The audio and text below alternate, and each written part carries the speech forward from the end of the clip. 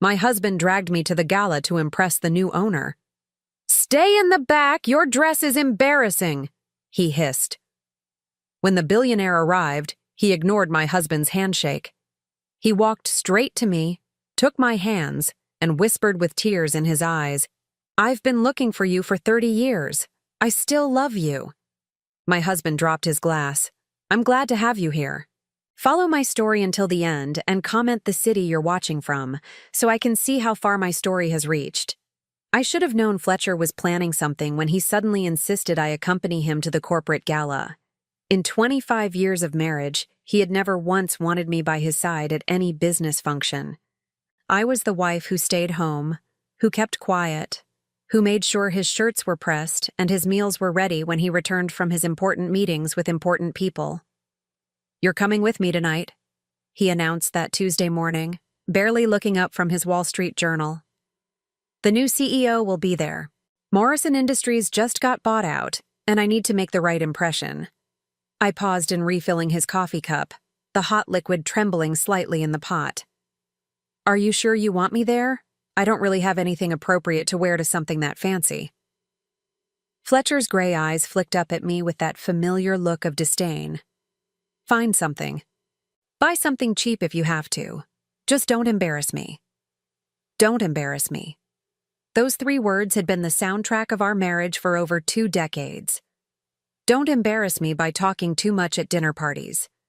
Don't embarrass me by mentioning your family background. Don't embarrass me by existing too loudly in spaces where I wasn't wanted.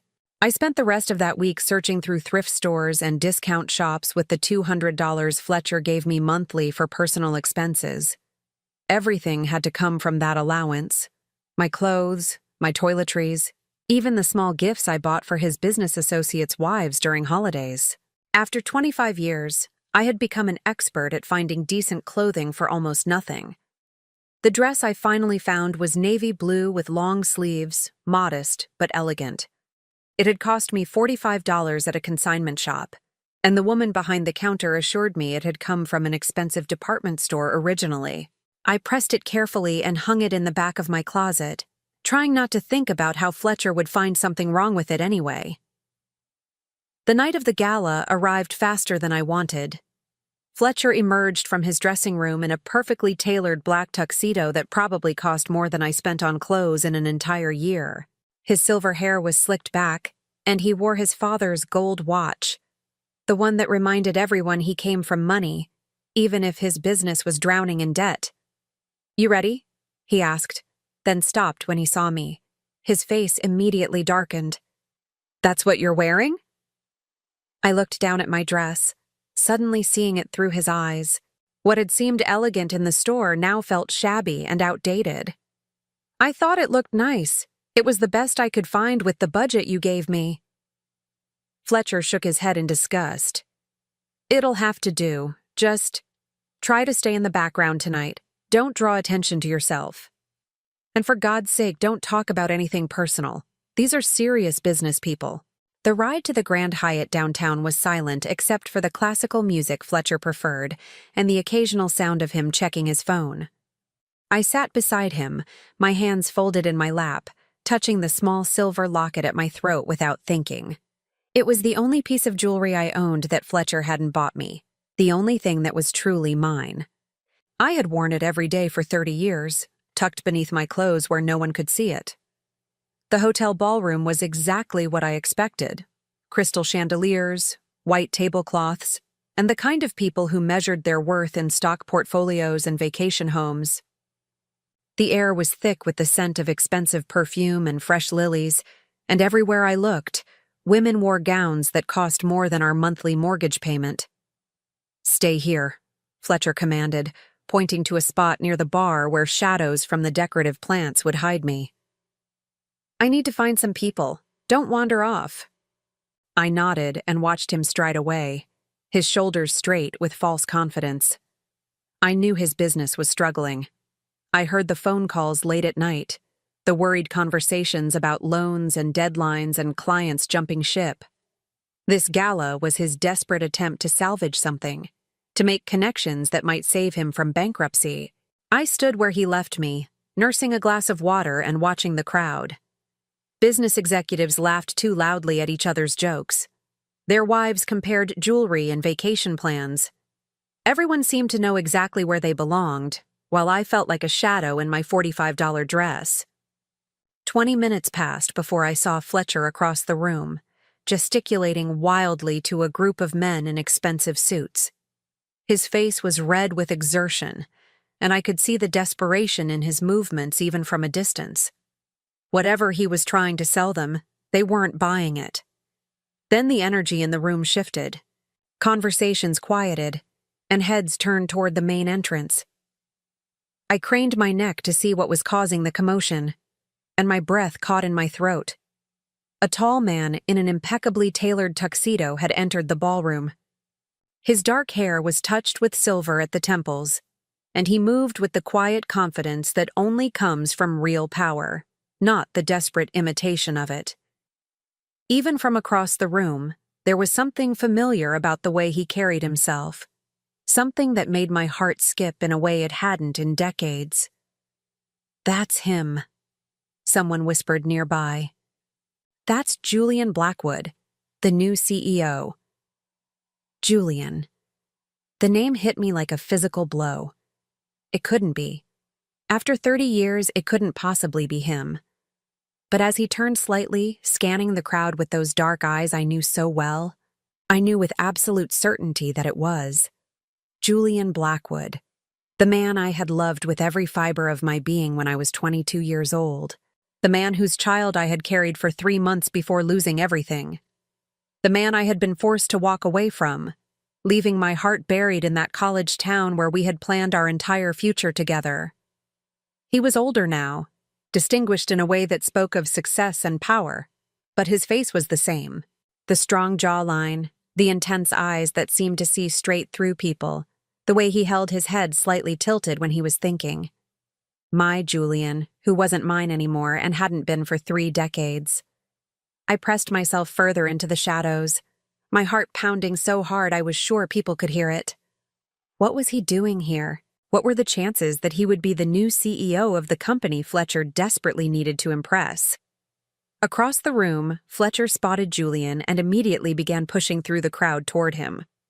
I watched in horror as my husband approached the man I had never stopped loving, his hand extended for a business handshake, his smile wide and predatory.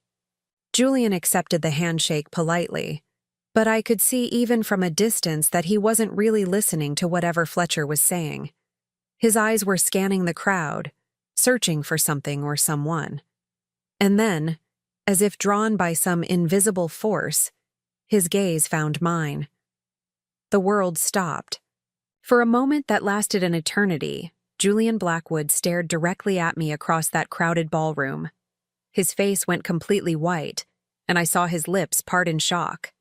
The businessman facade crumbled, and for one heartbeat, he was 25 again, looking at me the way he used to look at me when we were young and believed that love could conquer anything. Then he was moving, walking straight toward me as if the 100 other people in that room didn't exist. Fletcher continued talking to empty air for several seconds before realizing that Julian was no longer listening.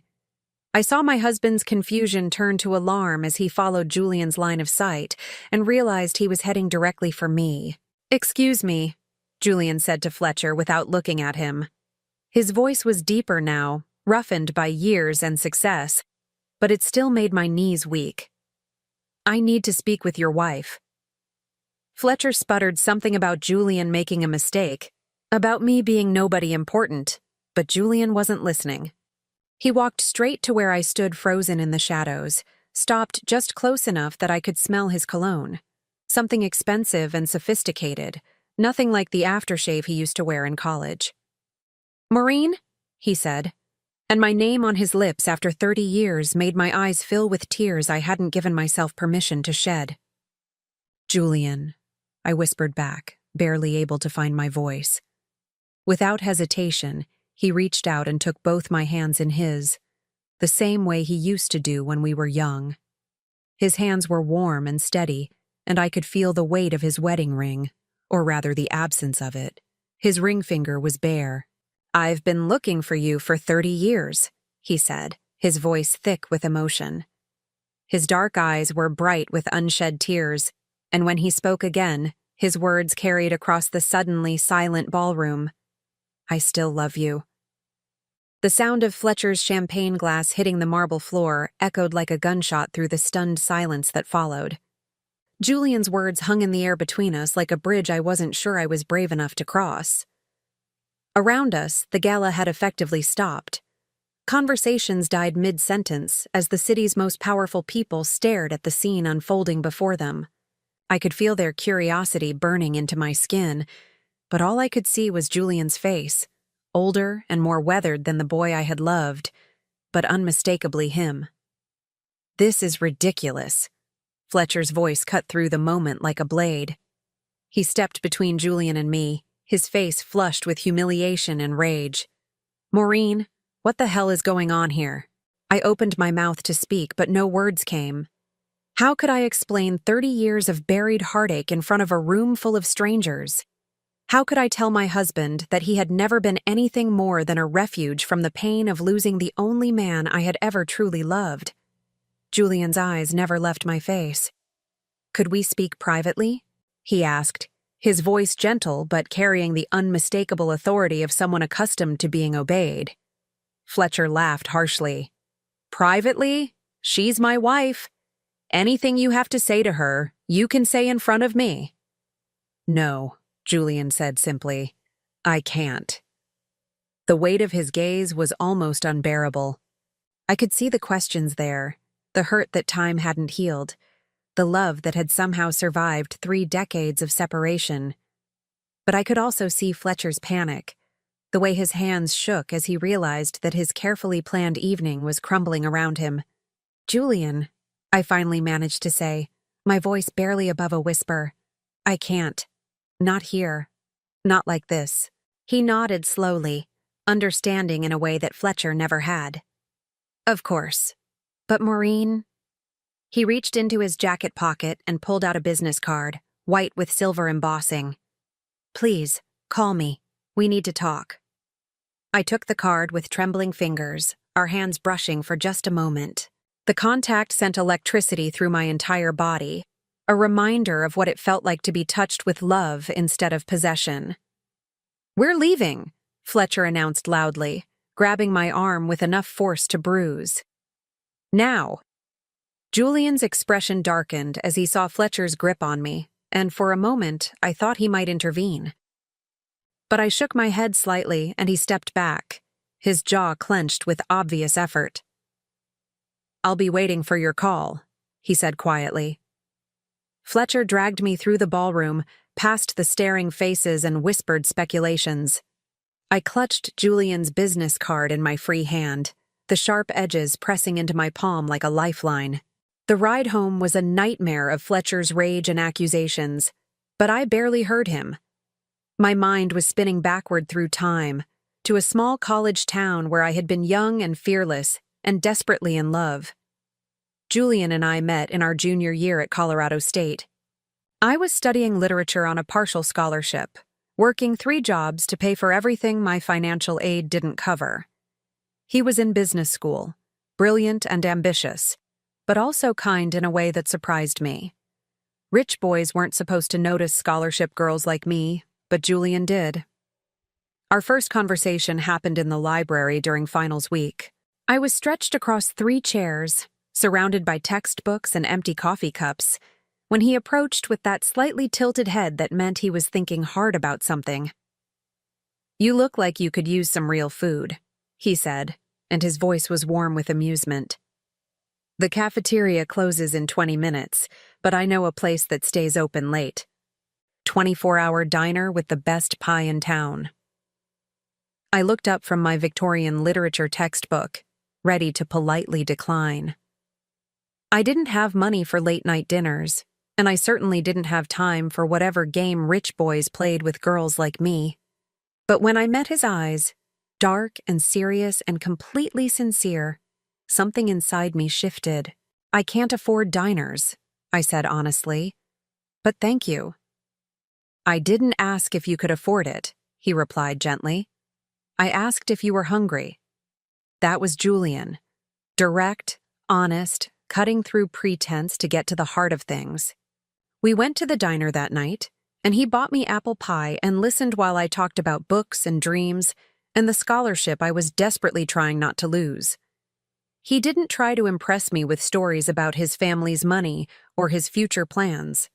He just listened, really listened, in a way no one ever had before.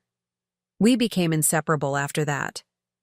Julian introduced me to his world of cocktail parties and country clubs, but he also slipped away from those gatherings to explore my world of midnight study sessions and shared pizza in tiny dorm rooms. We talked about everything: literature and business, family and dreams, the future we were building together piece by careful piece. The night he proposed was perfect in its simplicity. We were sitting in our favorite spot by the campus lake, watching the sun set over the mountains. Julian pulled out his grandmother's emerald ring, antique and beautiful, and his hands shook as he slipped it onto my finger. "Marry me, Maureen," he said, and his voice was thick with emotion. "I want to spend the rest of my life making you happy." I said yes without hesitation. We were 22 and believed that love was enough to overcome any obstacle. We made plans for a small ceremony after graduation, a honeymoon in Europe, the apartment we would share while Julian finished his MBA. Everything seemed possible when you were 22 and in love. But Julian's parents had different plans. Charles and Victoria Blackwood were old Denver money, the kind of people who measured relationships in terms of social advantage and business connections. When they learned about Julian's engagement to a scholarship student from a middle-class family, their response was swift and brutal. They threatened to cut Julian off completely. No more tuition money, no trust fund, no place in the family business empire they had spent generations building. But worse than that, they threatened to destroy my scholarship, my future, everything I had worked so hard to achieve. Charles Blackwood had connections everywhere, including the university administration. One word from him, and I would lose everything. "They can't do this," Julian said when he told me about their ultimatum. We were in his apartment, and his face was white with fury. "I'll fight them. I'll give up the money, the business, all of it. We'll make our own way." But I was already pregnant with his child, though I hadn't told him yet. I had discovered it 3 days earlier, sitting on the bathroom floor of my dorm with a plastic test strip in my shaking hands. I was 22 and terrified and desperately in love with a man whose family would destroy us both rather than accept me. That night, I made the hardest decision of my life. I broke up with Julian without telling him about the baby. I gave him back his grandmother's ring and walked away from everything we had built together. I told him I had realized we were too different, that I didn't want the life he was offering me. I watched his heart break in real time, saw the confusion and pain in his eyes, and I nearly crumbled, but I held firm. I let him believe I had stopped loving him rather than tell him the truth, that his parents' threats had terrified me, that I was carrying his child, that I was sacrificing our future to protect him from having to choose between me and everything he had ever known. 3 weeks later, I lost the baby. A miscarriage at 8 weeks, sudden and devastating. I bled alone in a hospital emergency room, grieving not just for the child I had lost, but for the future that was already gone. Julian tried to reach out during those weeks, but I couldn't bear to see him. I couldn't bear to tell him that I had destroyed us for nothing, that the child we would have had together was gone. When Fletcher Morrison asked me to marry him 6 months later, I said yes. Fletcher was safe, predictable, completely different from Julian in every way that mattered. He wasn't the love of my life, but he offered security and a way to start over. I thought I could learn to love him, or at least to find contentment in the life he was offering. I was wrong about that, as I was wrong about so many things. Fletcher turned out to be controlling in ways that took years to fully understand. It started small. Suggestions about my clothes, my friends, the way I spoke in public. Gradually, those suggestions became demands, then ultimatums. He isolated me from my college friends, convinced me that my family was beneath his social circle, made me financially dependent on his monthly allowance. What I had mistaken for protection was actually possession. For 25 years, I had lived as Fletcher's wife, playing the role he had scripted for me. I learned to be quiet at dinner parties, to dress appropriately for his business functions, to ask permission before spending money or making plans. I became the kind of woman who apologized for existing too loudly in spaces where I wasn't wanted. But I never forgot Julian. I carried our love story inside me like a secret wound that never quite healed. I kept his grandmother's emerald ring hidden in my jewelry box, though I told myself I would return it someday when the pain wasn't so sharp. I read the business news religiously, following his career from a distance as he built his own empire without his parents' help. I celebrated his successes and mourned his failures from afar, always wondering if he ever thought of me. Now, sitting in Fletcher's car as he raged about the humiliation I had caused him, I clutched Julian's business card and felt something I hadn't experienced in decades. Hope. Whatever had brought him back into my life, whatever cosmic joke or cruel twist of fate had made him the new CEO of Fletcher's most important client, it felt like a second chance I had never dared to dream of. The business card felt like fire in my hands as I sat in our bedroom that night, staring at the simple white rectangle with silver embossing. Julian Blackwood, Chief Executive Officer, Blackwood Industries. A phone number, an email address. 30 years of separation reduced to a few lines of text. Fletcher had locked himself in his study after we returned from the gala, and I could hear him on the phone with his business partners, his voice rising and falling in desperate explanations. The walls in our house were thick, but not thick enough to muffle his panic.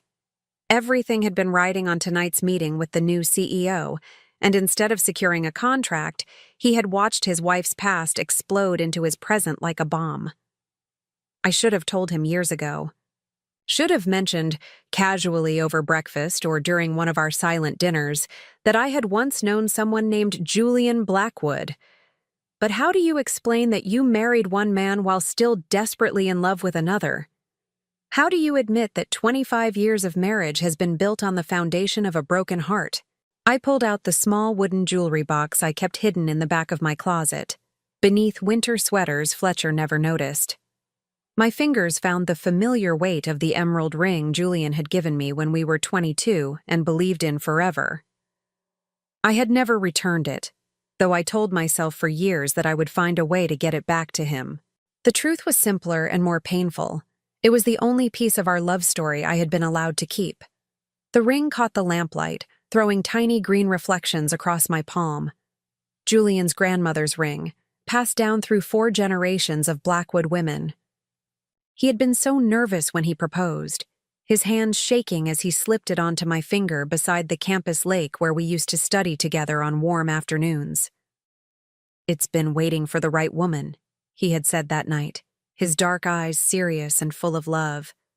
"It's been waiting for you."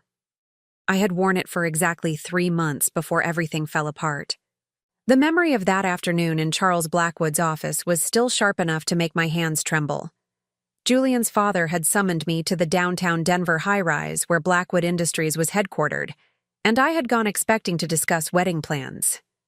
Instead, I found myself sitting across from a man whose cold eyes and calculating smile made my skin crawl.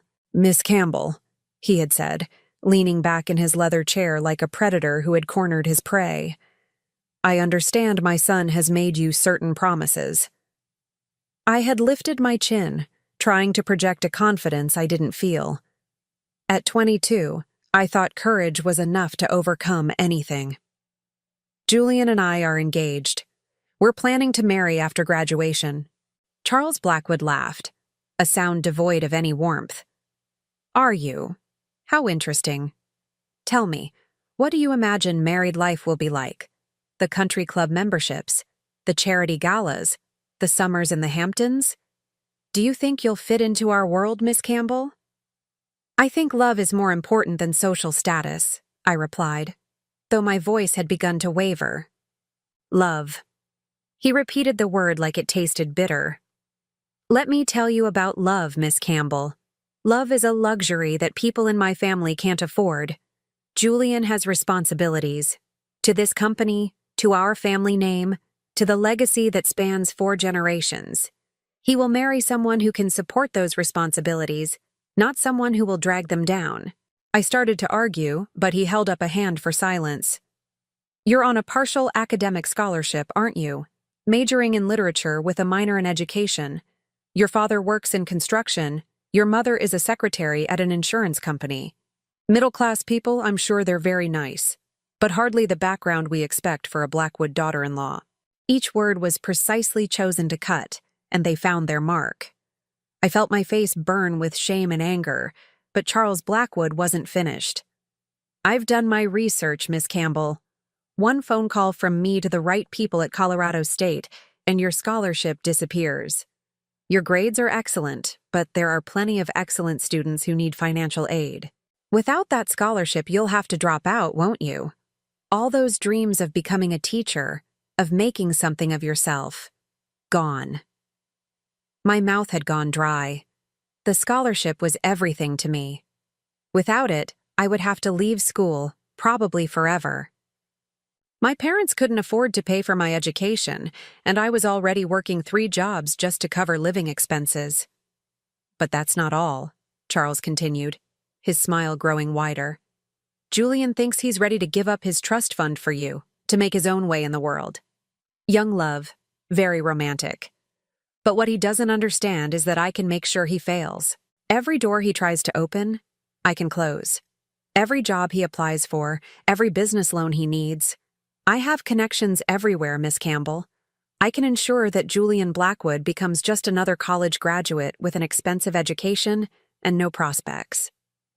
I sat frozen in my chair, understanding for the first time the true scope of the Blackwood family's power. This wasn't just about money or social status. This was about complete and utter destruction. So here's what's going to happen, Charles said, leaning forward across his massive mahogany desk. You're going to break up with my son. You're going to tell him you've realized the 2 of you are incompatible, that you want different things from life. You're going to give him back his grandmother's ring and walk away.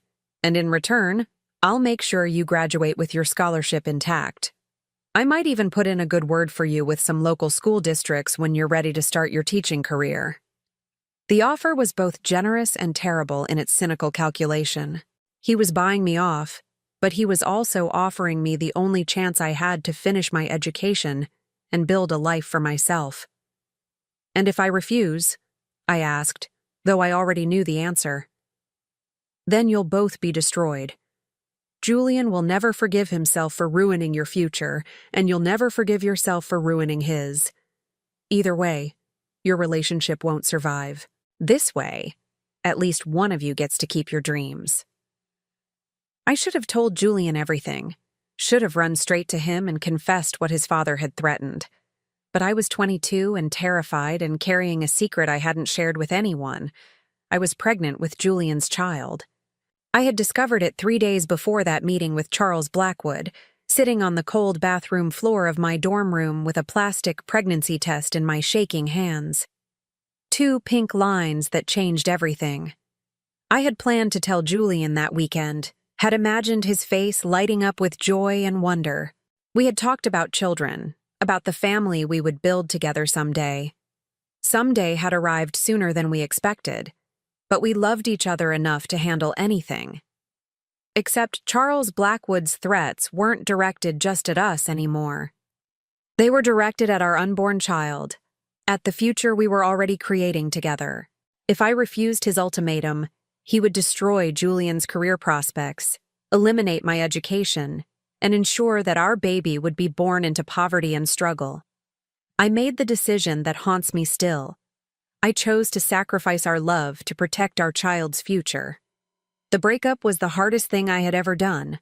I met Julian at our favorite coffee shop near campus, the one where we had spent countless hours studying together and planning our future.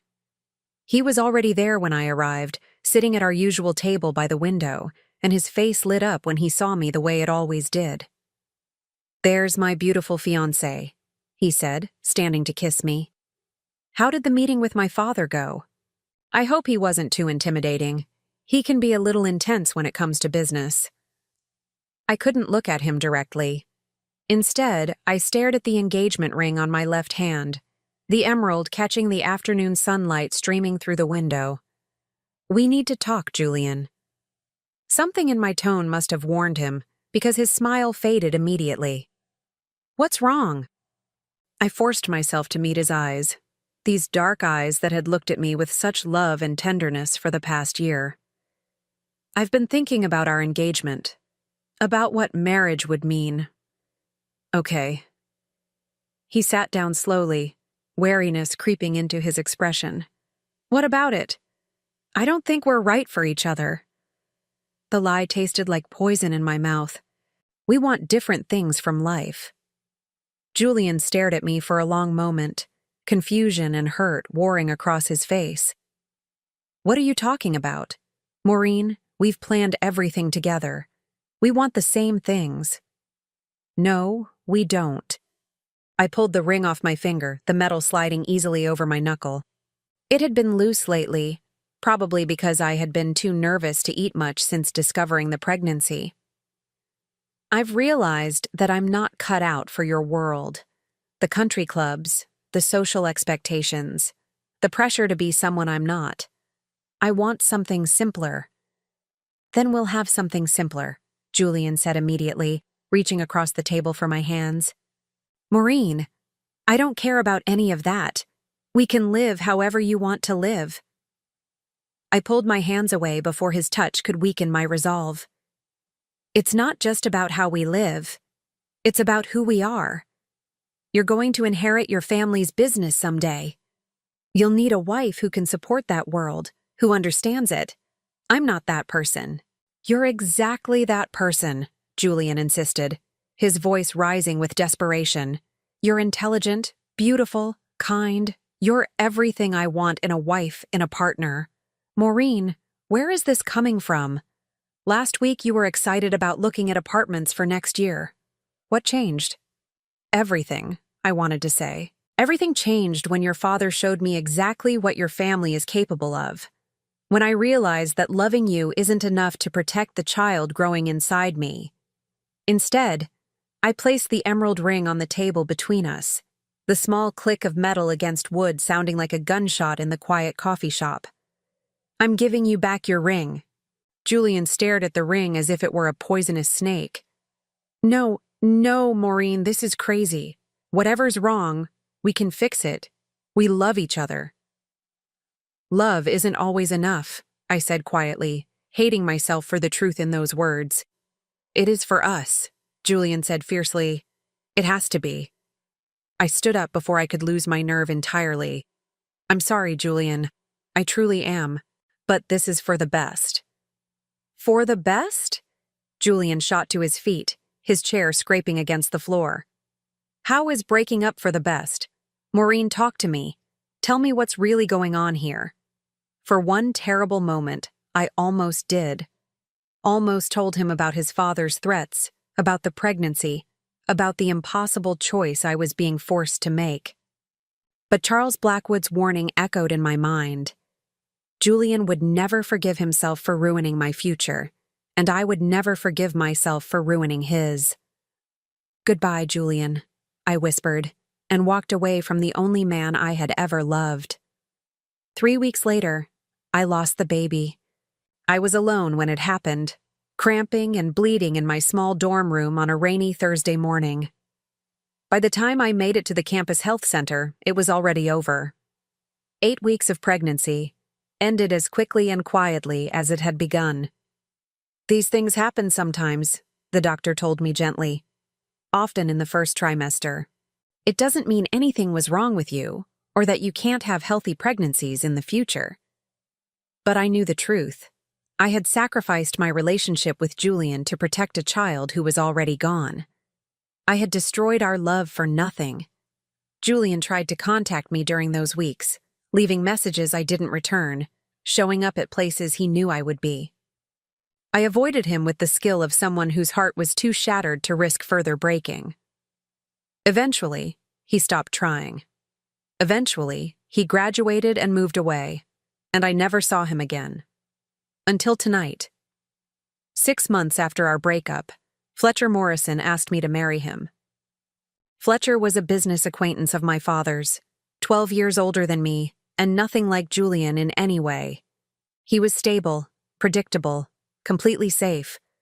When I said yes, it wasn't because I loved him. It was because I was tired of being alone with my grief, tired of turning down Julian's grandmother's ring every night before bed. I thought I could learn to love Fletcher. I thought that safety and security might be enough to build a life on. I was wrong about that, as I had been wrong about so many things.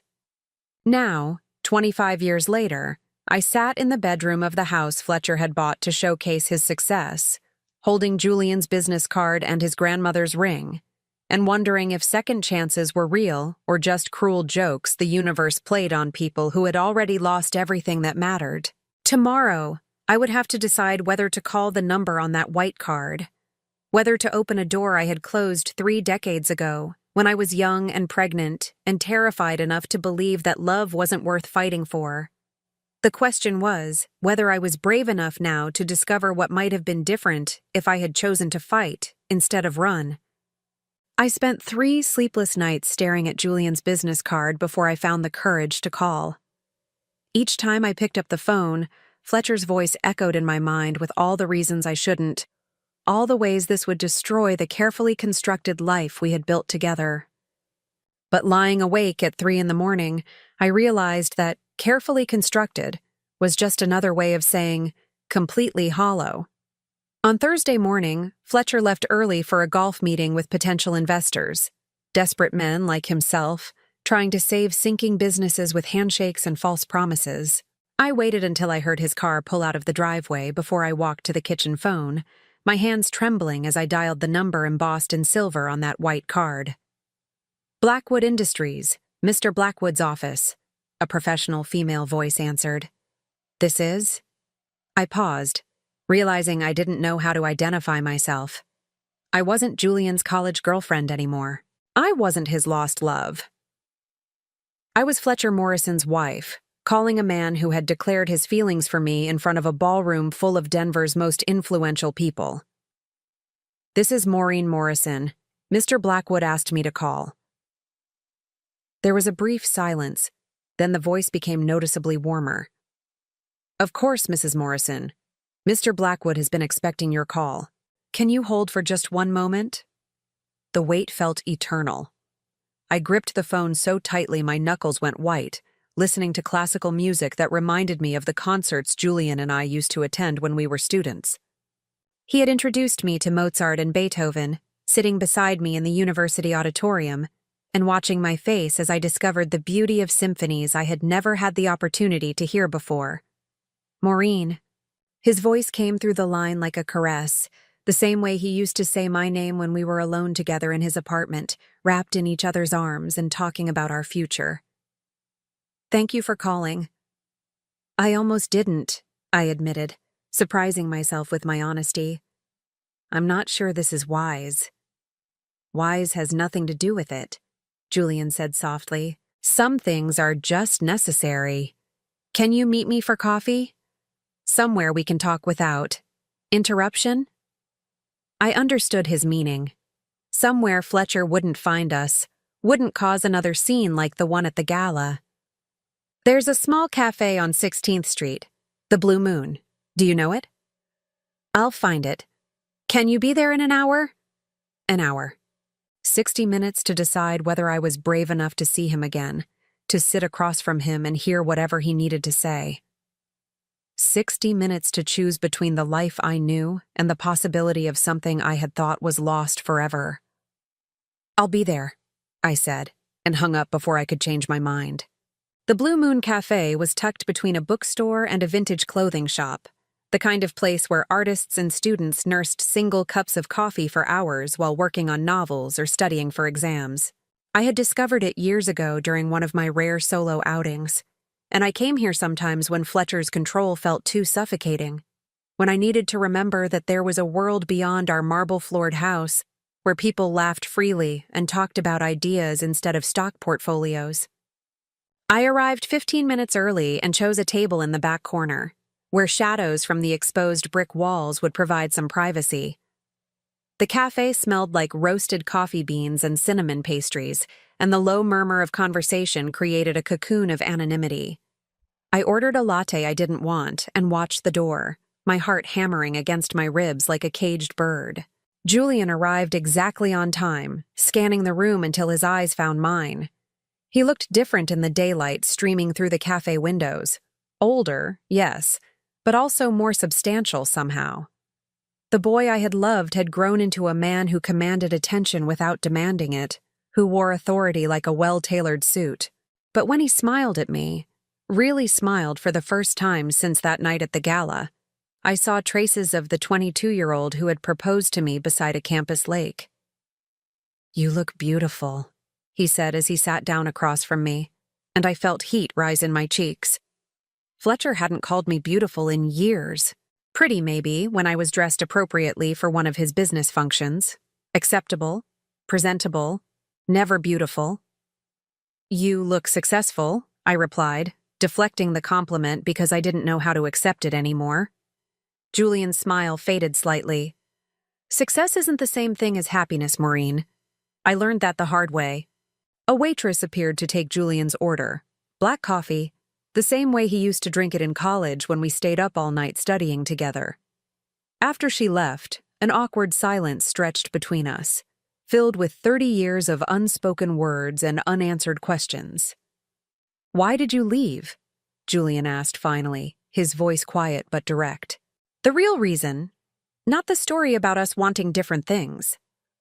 I never believed that, not for 1 second. I had rehearsed this conversation in my mind for 3 days, trying to find words that would explain without revealing too much.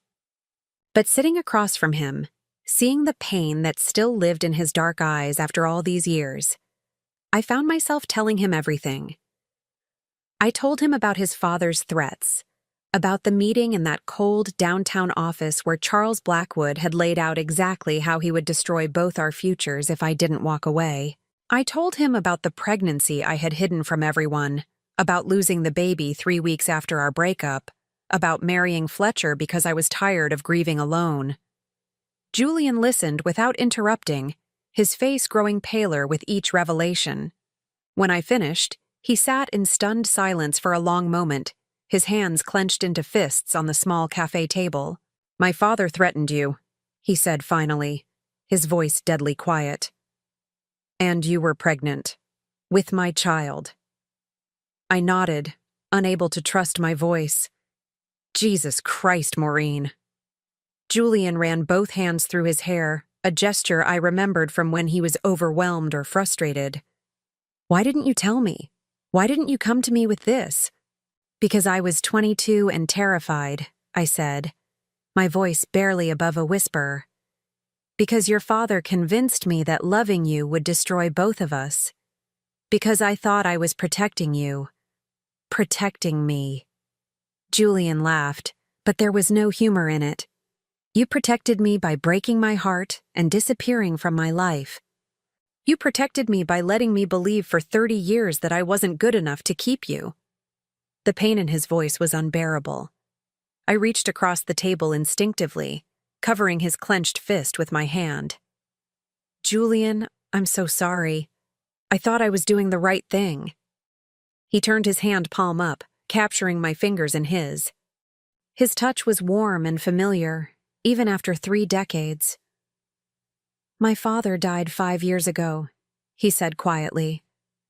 "I spent the last 15 years of his life trying to earn his approval, trying to prove I could build something without his help.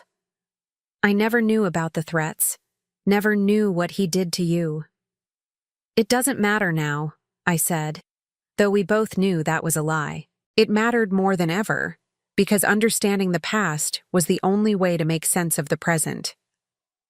"It matters to me," Julian said firmly. "It matters because I need you to know that I never stopped loving you. Not when you left, not when you married Fletcher, not when I married Catherine because my parents insisted I needed a suitable wife for appearances. I searched for you, Maureen. For years I hired investigators, followed leads that went nowhere. I never gave up hope that someday I would find you again. My heart clenched at the pain in his confession. Julian. I divorced Catherine 3 years ago, he continued. Amicable, no children, no real love lost on either side. We both knew we had married for the wrong reasons. And then, last month, I finally found you. My investigators tracked down your marriage records, your address. I was planning to approach you carefully, diplomatically. I never imagined I would walk into that gala and see you standing there like something out of a dream.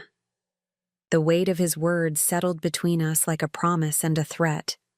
He had found me, had been planning to contact me, had been searching for 30 years.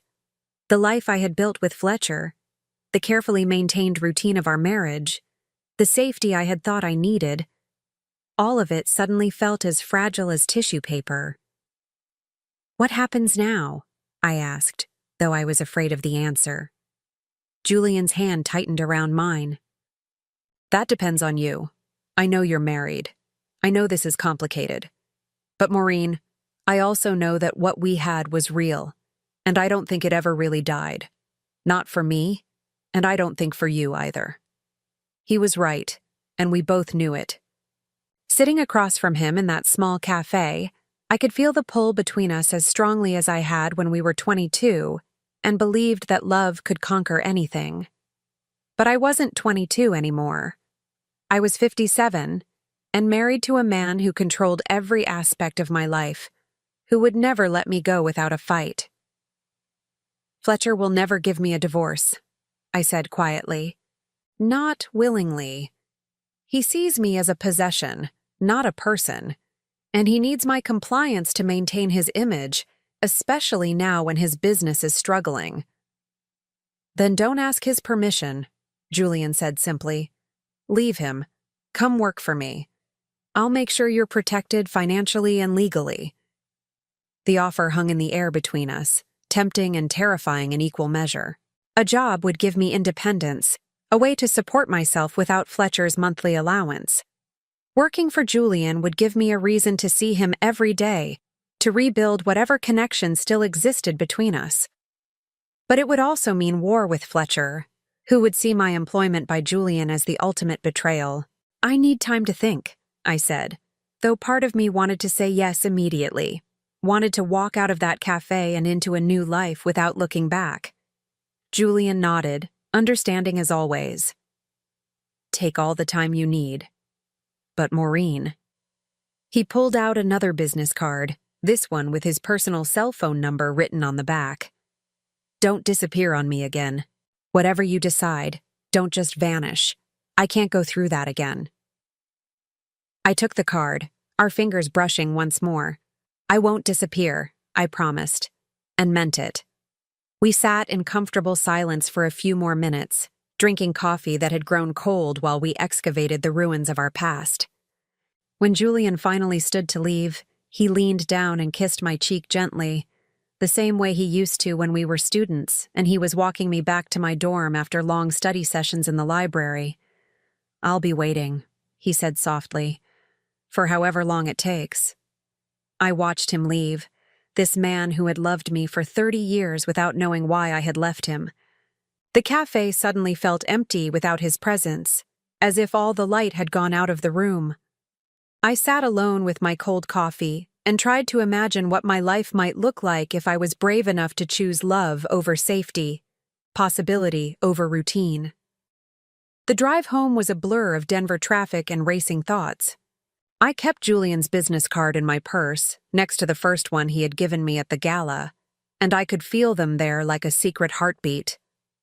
By the time I pulled into our driveway, I had almost convinced myself that I could do it, that I could tell Fletcher I was leaving, that I was taking a job with Julian's company, that our marriage was over. But Fletcher was waiting for me in the kitchen when I walked through the door, and one look at his face told me that my decision might not be mine to make after all. "Where have you been?"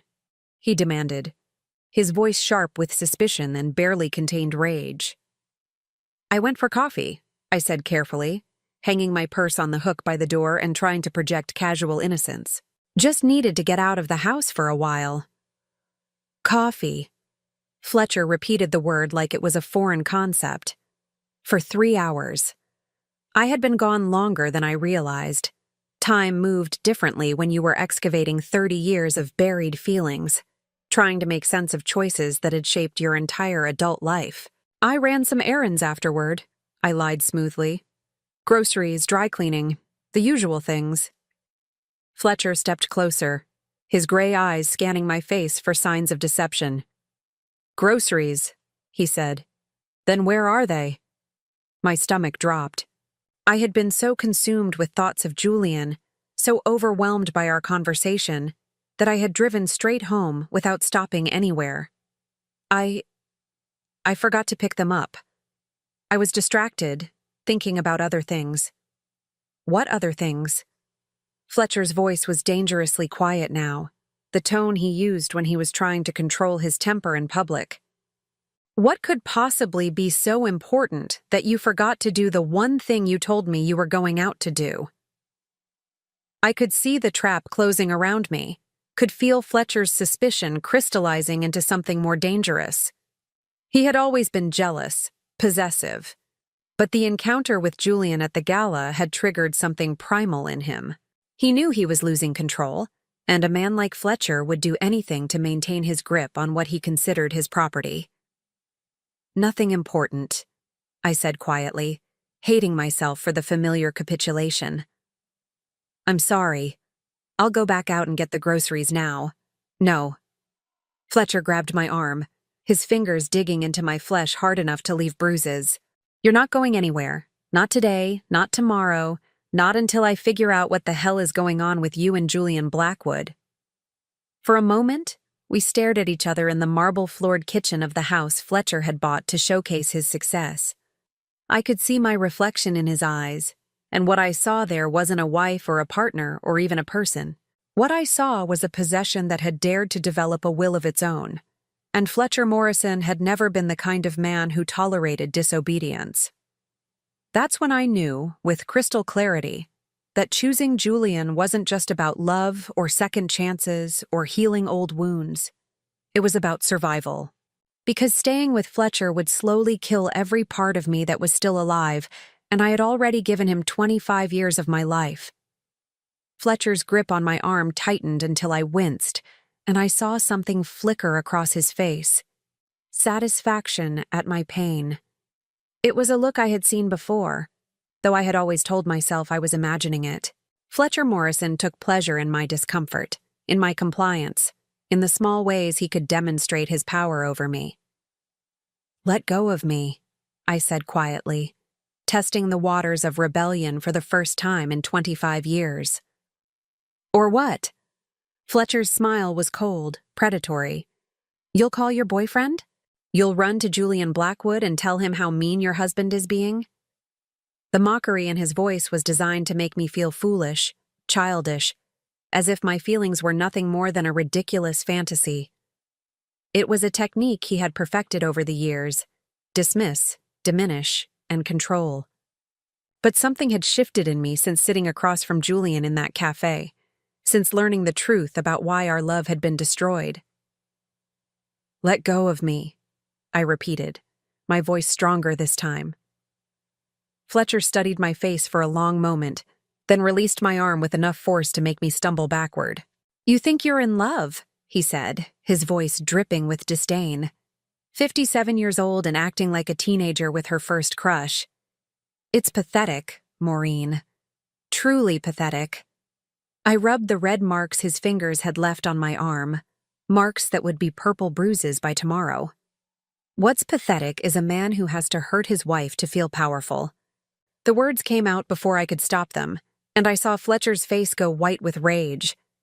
In 25 years of marriage, I had never spoken to him like that, had never challenged his authority so directly. We both knew something fundamental had changed between us, and there would be no going back to the careful dance of dominance and submission that had defined our relationship.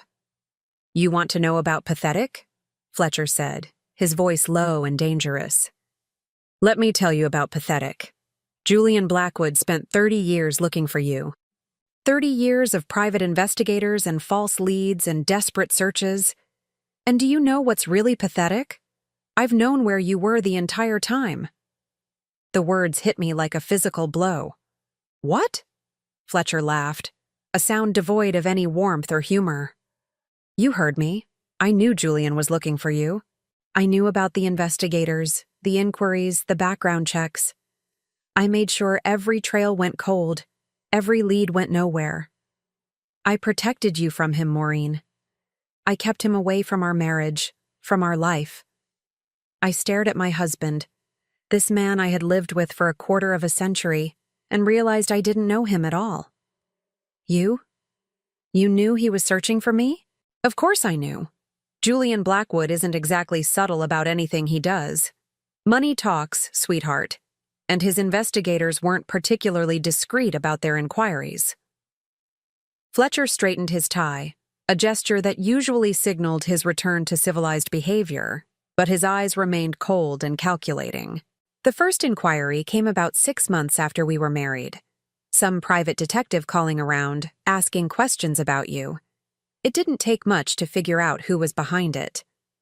My legs felt weak, and I gripped the edge of the kitchen counter for support. You never told me. Why would I tell you? So you could go running back to your college boyfriend? So you could destroy our marriage for some romantic fantasy? Fletcher shook his head dismissively. I protected our relationship, Maureen. I protected you from making a terrible mistake. You protected yourself, I said, understanding flooding through me like ice water. You knew that if Julian found me, if he told me the truth about why we broke up, I would leave you. Fletcher's smile was sharp as a blade. And would you have? If Julian had shown up at our door 10 years ago, 20 years ago, would you have left me for him? The honest answer was yes, and we both knew it. Even in the depths of my unhappiness with Fletcher, even during the years when our marriage felt like a prison sentence I was serving for crimes I didn't remember committing, I would have left him for Julian without hesitation. Fletcher had known that, had counted on my ignorance to keep me trapped. How? I asked, my voice barely above a whisper. How did you stop the investigators? Money, mostly, bribes, false information, dead ends. It's amazing what people will do for the right price. Fletcher poured himself a glass of scotch from the bottle he kept on the kitchen counter, his movements casual and unconcerned, as if we were discussing the weather instead of 30 years of systematic manipulation. I had connections too, Maureen. Business associates who owed me favors, who could make problems disappear for the right consideration.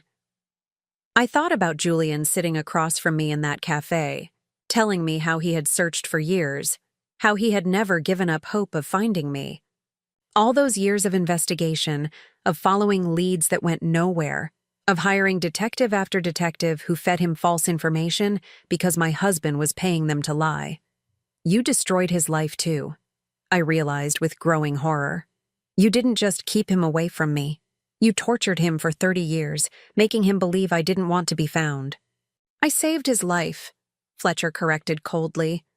Julian Blackwood was obsessed with you, Maureen, completely obsessed. If I hadn't intervened, he would have wasted his entire future chasing after a woman who had already moved on, already chosen a different path. I never chose you, I said, the truth spilling out like poison from an old wound. I settled for you. I married you because I was broken and alone and thought I didn't deserve better. But I never chose you, Fletcher. Not really. For the first time in our conversation, Fletcher looked genuinely hurt. Not angry or calculating or controlling, but actually wounded by my words. 25 years of marriage, he said quietly. 25 years of providing for you, protecting you, giving you everything you could possibly need. And this is what I get in return? Contempt? You call it providing, I said, my voice growing stronger with each word. I call it buying compliance. You gave me a house and an allowance and a role to play, but you never gave me choice. You never gave me freedom. You never even gave me the basic respect of honesty. Honesty?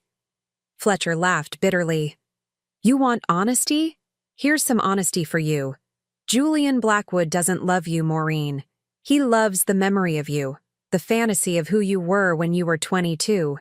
He's been chasing a ghost for 30 years, and when he realizes that the woman standing in front of him now isn't the girl he remembers, he'll disappear just as quickly as he appeared. The words were designed to hurt, to make me doubt myself and Julian and the possibility of a different life. But instead of weakening my resolve, Fletcher's cruelty only strengthened it, because I knew, deep in my bones, that he was wrong. Julian hadn't fallen in love with my 22-year-old self again at that gala. He had looked at me as I was now, 57 and tired and marked by years of emotional abuse, and he had still said he loved me. You're wrong, I said simply. Am I? Let me ask you something, Maureen. When Julian realizes that you're not the sweet college girl he remembered, when he sees how you've let yourself go, how you've become exactly the kind of middle-aged housewife he would never have chosen for himself, do you really think he'll still want you? I looked at my husband, this man who had spent 25 years systematically destroying my self-confidence, and I felt something snap inside me like a taut wire finally breaking under too much pressure. You know what, Fletcher? I don't care if Julian wants me or not. I don't care if he changes his mind tomorrow and decides you're right about everything, because at least he gave me a choice. At least he offered me the chance to decide for myself what I wanted, instead of manipulating and controlling me into compliance. I pulled Julian's business cards out of my purse, both of them, and set them on the kitchen counter between us like a declaration of war. Julian offered me a job, financial independence, the chance to build a life that belongs to me, not to some man who thinks he owns me. Fletcher's face went very still. You're not taking that job. Yes, I am. No, Maureen, you're not. Fletcher's voice dropped to the dangerous quiet tone he used when he was about to make threats. Because if you try to leave me, if you try to go work for Julian Blackwood or anyone else, I will destroy you financially. I will make sure you get nothing in any divorce settlement. I will tie you up in court for years until you're too old and too poor to start over. There it was.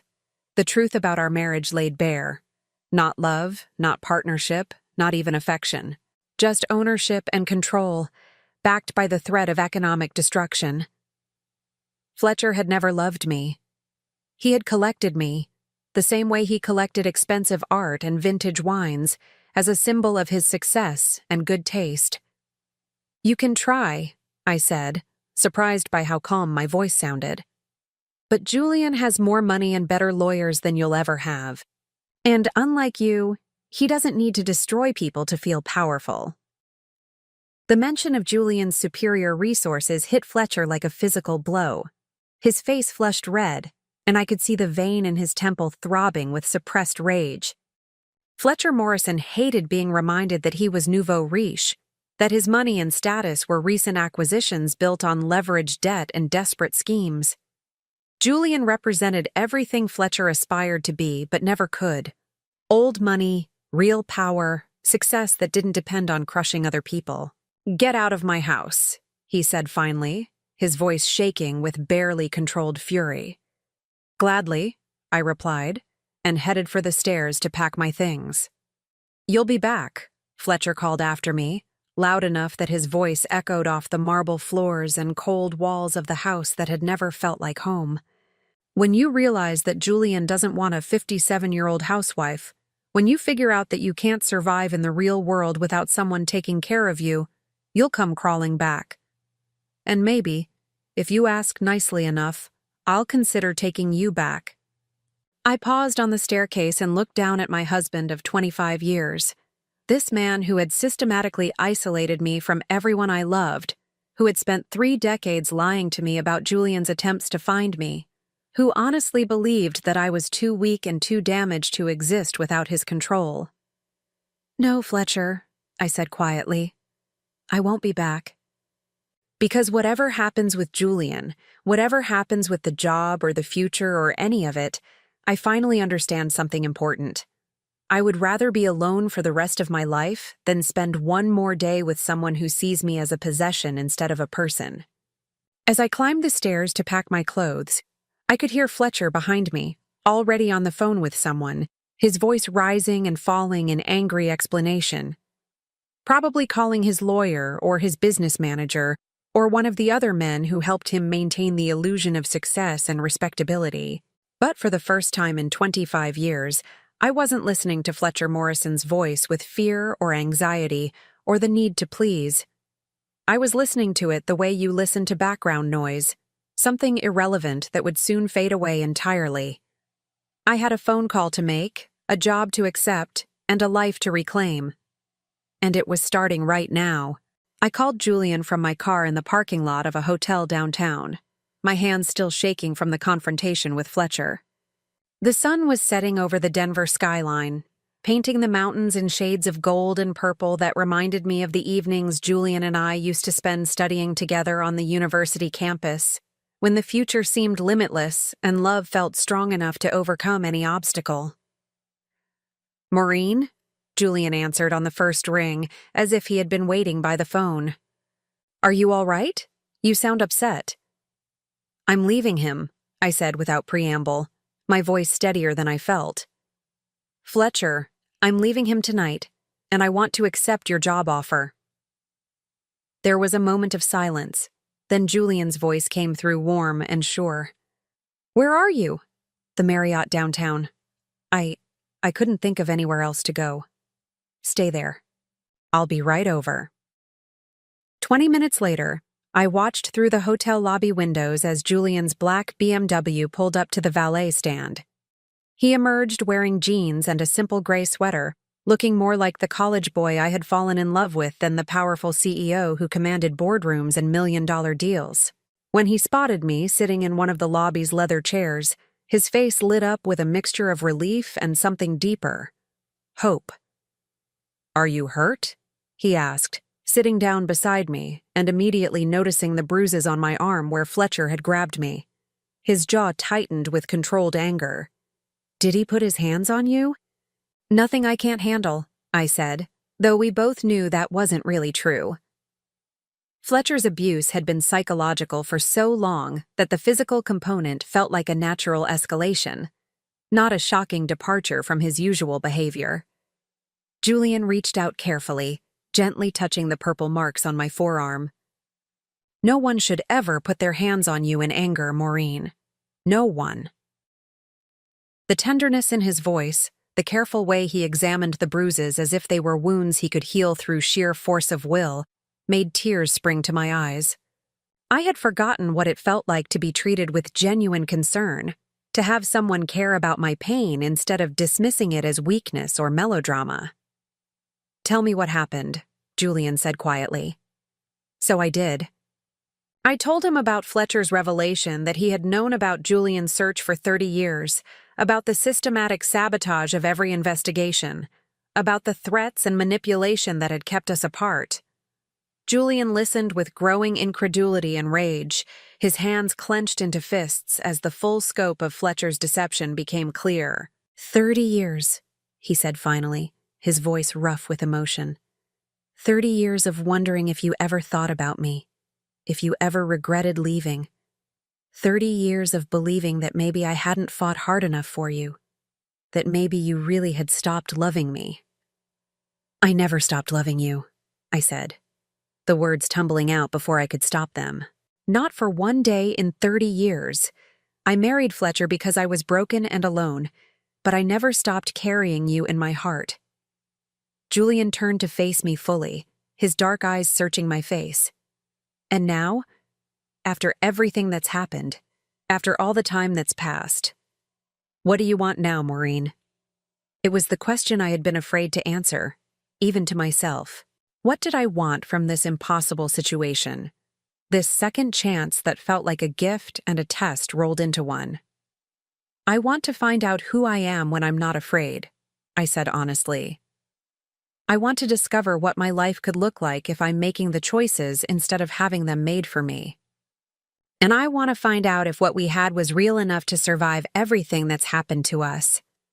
Julian smiled, the first genuine smile I had seen from him since that moment of recognition at the gala. Then let's find out together. The next morning, I walked into the offices of Blackwood Industries as Julian's new director of community relations, a position he had created specifically for me that would utilize my background in literature and education to develop partnerships with local schools and literacy programs. It was meaningful work, the kind of job I had always dreamed of having, and the salary Julian offered was more than Fletcher's monthly allowance multiplied by 12.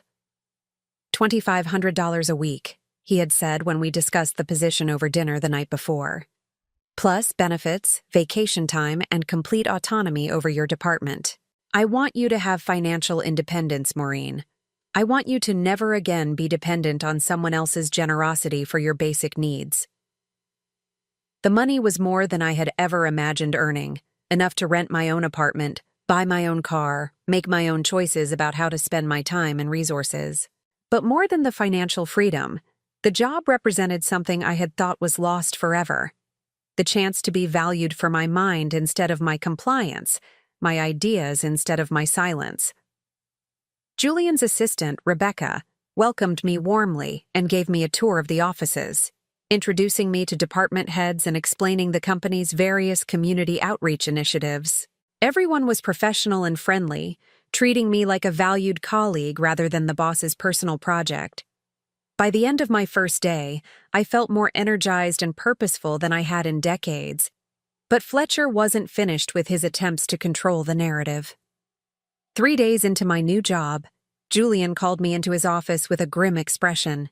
"We need to talk," he said, closing the door behind me. "Fletcher's been busy." He handed me a legal document, thick with official seals and threatening language.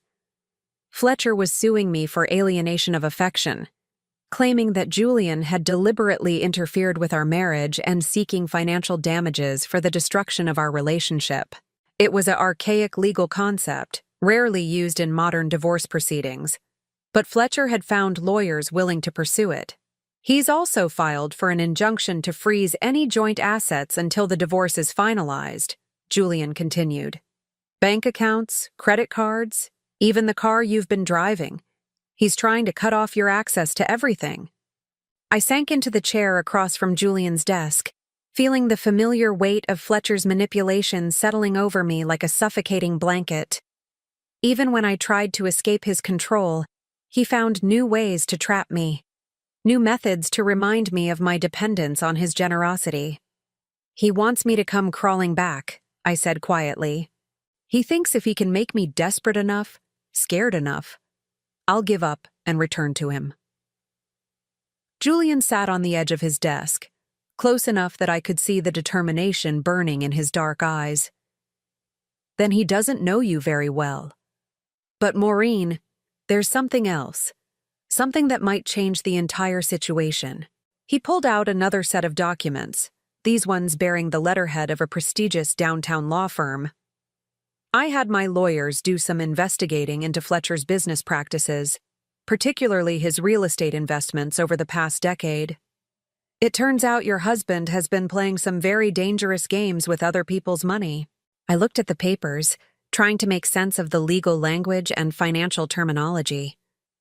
"What kind of games?"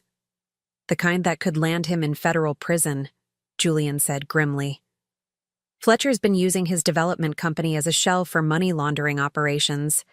Dirty money from various sources gets invested in his real estate projects, comes out clean on the other side. The FBI has been building a case against him for months." The words hit me like a physical blow.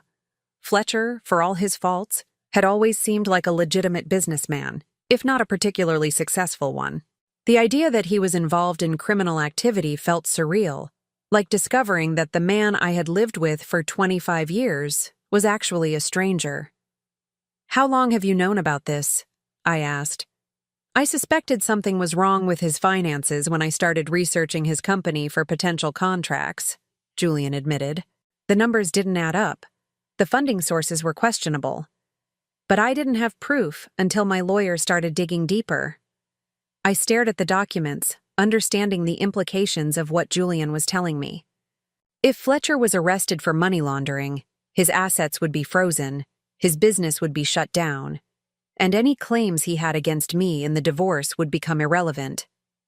But it also meant that the man I had married, however unhappily, was a criminal who had been using our home and our marriage as cover for illegal activities.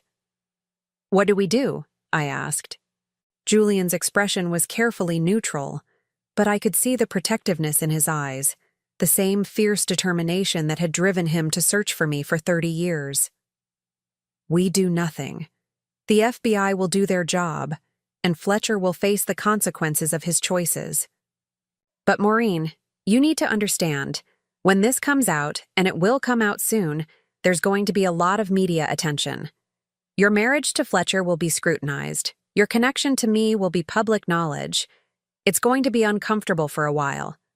I thought about the house I had shared with Fletcher, the marble floors and expensive furniture that had apparently been purchased with laundered money.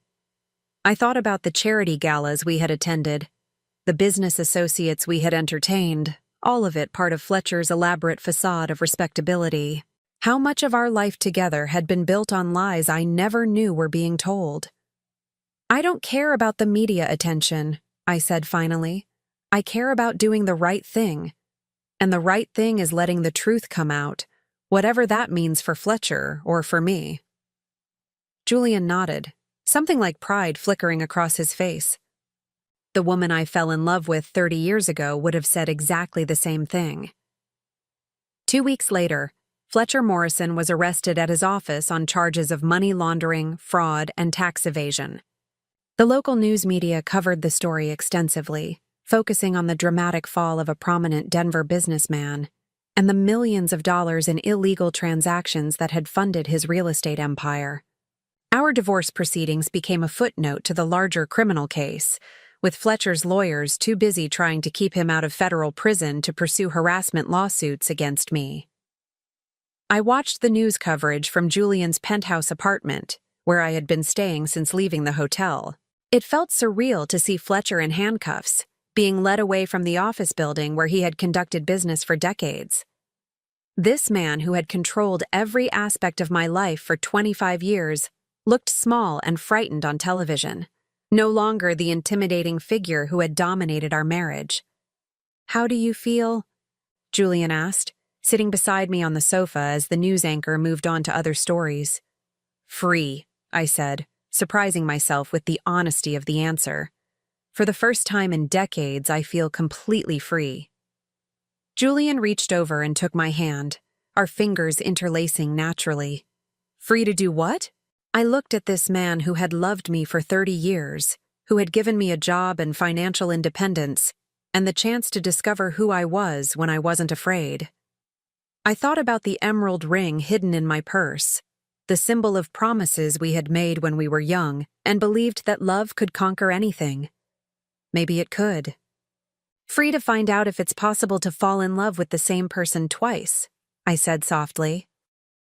Julian's smile was answer enough. 8 months later, I stood in front of the mirror in the bridal suite at the Four Seasons, adjusting the simple ivory dress I had chosen for my second wedding. It was nothing like the elaborate gown I had worn when I married Fletcher. No train, no veil, no desperate attempt to convince myself that expensive fabric could transform a marriage of convenience into a love story. This dress was elegant in its simplicity, perfect for a woman who had finally learned the difference between settling and choosing. "You look beautiful, sweetheart," said Margaret, Julian's assistant who had become my closest friend over the past months. She was fastening a string of pearls around my neck, something borrowed from her own jewelry collection, continuing a tradition I had never properly observed the first time around. The pearls caught the afternoon sunlight streaming through the suite's windows, and for a moment I was transported back to my college days, when Julian and I used to spend lazy Sunday mornings in his apartment, reading the newspaper and planning our future together. We had been so young then, so certain that love was the only ingredient necessary for a happy ending. Now, at 58, I understood that love was just the beginning, the foundation upon which you built trust, respect, partnership, and the 1,000 small choices that created a life worth sharing. "Are you nervous?" Margaret asked, stepping back to admire her handiwork. Excited, I corrected, and realized it was true. When I married Fletcher 30 years ago, I had been numb with grief and desperate for security. Today, I was marrying Julian because I chose to, because I wanted to spend whatever years I had left with the man who had loved me faithfully through 3 decades of separation. A soft knock on the door interrupted my thoughts. "Come in," I called, expecting to see the wedding coordinator or perhaps Julian's sister Catherine, who had flown in from Boston for the ceremony.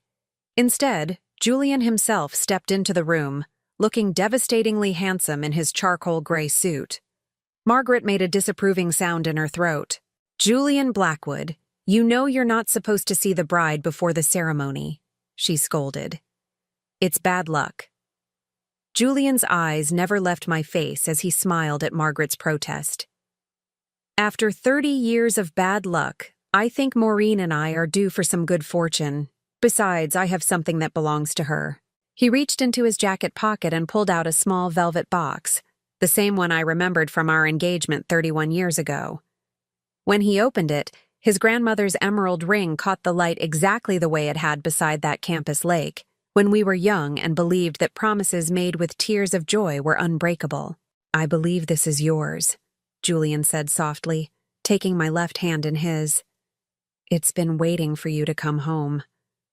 I had given him back the ring in that coffee shop 3 decades ago, thinking I was protecting both our futures by walking away.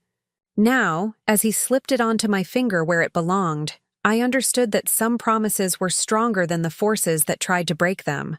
Some love was patient enough to wait 30 years for a second chance. "It still fits," I whispered, watching the emerald catch the afternoon light. "Some things are meant to be," Julian replied, lifting my hand to kiss the ring gently. Margaret dabbed at her eyes with a tissue, muttering about hormonal responses to romantic gestures, but she was smiling as she ushered Julian toward the door. "Out," she commanded. "The bride needs 5 more minutes, and you need to get to the altar before your guests start wondering if you've changed your mind." Julian paused in the doorway, looking back at me with the same expression he had worn at the gala 8 months ago. Wonder mixed with gratitude, as if he still couldn't quite believe I was real. "I'll be the one waiting at the end of the aisle," he said quietly. "I know," I replied. "You've been waiting for 30 years. After he left, I took one final look at myself in the mirror. The woman staring back at me looked older than the 22-year-old bride who had married Fletcher, but she also looked stronger, more certain, more genuinely happy than I had ever seen her before. This wasn't a woman settling for security or running from grief. This was a woman who had fought her way back to love and was brave enough to claim it. The ceremony took place in the hotel's garden, overlooking the mountains that had served as the backdrop for Julian's and my college romance. 50 guests sat in white chairs arranged between rose bushes and flowering trees, friends and colleagues who had welcomed me into Julian's world with warmth and genuine affection. It was everything Fletcher's and my wedding hadn't been: intimate, joyful, focused on celebration rather than status. As I walked down the petal-strewn path, I saw Julian waiting for me at the altar, his face radiant with happiness. Beside him stood his best man David, his college roommate who had helped him search for me during those early years after our breakup. I had met David the previous month and learned that Julian had talked about me constantly during their university days, that even after our separation, Julian had kept hoping I would change my mind and come back to him. "He never stopped believing that you were meant for each other," David had told me over dinner. "Even when he married Catherine, even during the divorce, he always said that if he could find you again, he would spend the rest of his life making up for lost time." Now, as I reached the altar and Julian took my hands in his, I could see that promise reflected in his eyes. We had lost 30 years to other people's manipulations and our own youthful fears, but we had the rest of our lives to create new memories, to build the partnership we had dreamed of when we were students with more hope than money. The ceremony was brief and deeply personal. Instead of generic vows, Julian and I had written our own words, promises that acknowledged the pain of our separation and the miracle of our reunion. When Julian spoke about loving me through 30 years of absence, about never giving up hope that we would find our way back to each other, there wasn't a dry eye among our guests. "I promise to never let fear make decisions for us again," I said when it was my turn to speak. "I promise to trust that love is worth fighting for, worth choosing every day, worth believing in even when it seems impossible." When the minister pronounced us husband and wife, Julian kissed me with 30 years of pent-up longing and gratitude. The garden erupted in applause and joyful laughter, but all I could hear was my own heartbeat and Julian's whispered "finally" against my lips. The reception was held in the hotel's ballroom, the same space where Fletcher and I had attended countless business functions over the years, pretending to be a happy couple while maintaining the careful emotional distance that had defined our marriage.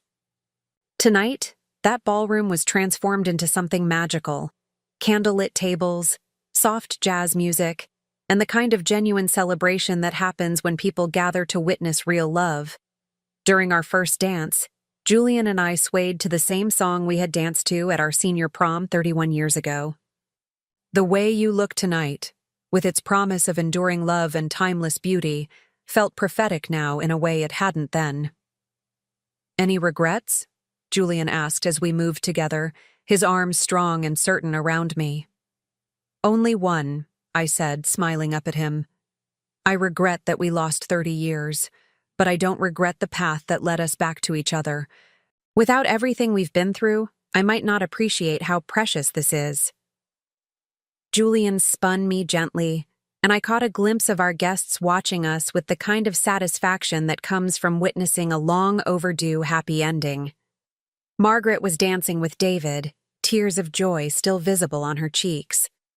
Catherine, Julian's sister, was deep in conversation with several of my new colleagues from Blackwood Industries, all of them treating me like family, rather than the boss's new wife. After the formal dances ended, Julian and I stepped onto the hotel's terrace for a few moments of quiet together. The Denver skyline sparkled below us, and in the distance, the mountains stood silhouetted against the star-filled sky. It was the same view I had admired during my college years, when Julian and I used to drive into the foothills to study and dream about our future together. "Do you remember what we used to say about those mountains?" Julian asked, following my gaze. I smiled at the memory. That they had been there for millions of years, and they would be there for millions more. That some things were permanent, even when everything else felt temporary. "Like us," Julian said simply.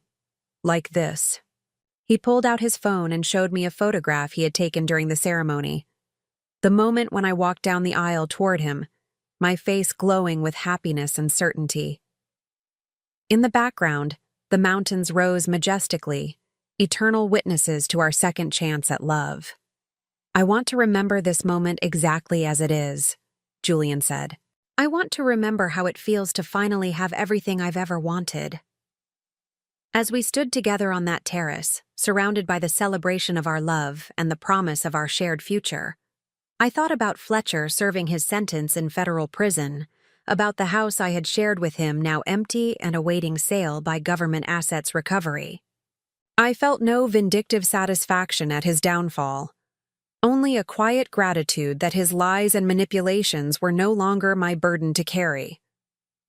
I thought about Charles Blackwood, Julian's father, who had died 5 years earlier, still believing that he had successfully separated his son from an unsuitable woman. He had never lived to see Julian and me reunited, had never been forced to confront the failure of his cruel machinations. Perhaps that was justice enough. Most of all, I thought about the woman I had been 8 months ago, trapped, controlled, convinced that safety was more important than happiness. She felt like a stranger now, someone I remembered with compassion but no longer recognized as myself.